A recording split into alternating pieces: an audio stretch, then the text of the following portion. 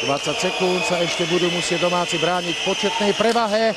Opäť strela, nedorost a odrazený puk končí poprvý raz v sieti Miroslava Hálu 16 sekúnd pred vypršaním trestu.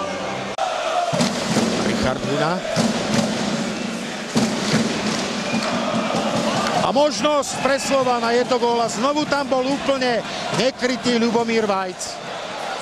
No, stále sa čaká, prípravné zápasy veľmi dobre mu vychádzali, ale predsa len majstráky sa hrajú inú. A tretí gól opäť potečí a opäť nikto nedokázal zastaviť alebo prikryť bratislavského hráča.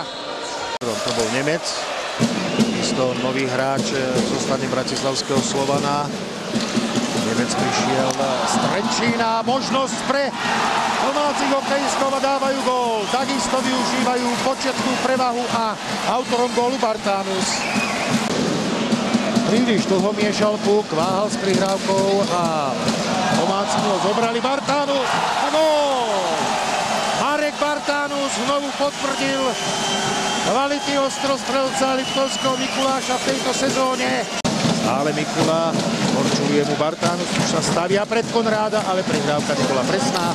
V momente, keď Richard Huna sa vrátil na ľad a ich nedostal puk a má šancu a na 2 razy dáva gól.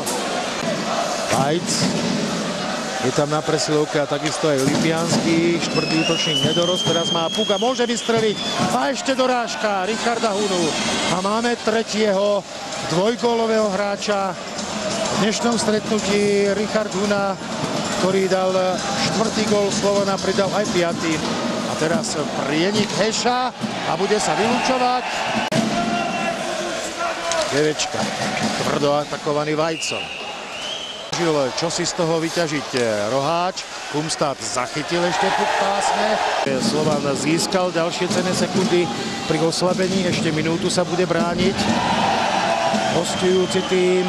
To bola tvrdá zrážka Liptovského Mikuláša. Ďurný sa objavil na ľadovej ploche. Hrá sa ďalej. A už sa opäť iskrylo pred Hálom. Kuľha to bol. Kropáč snaží sa preniknúť popri Turunenovi. Ten ho odstavil. Pesařík.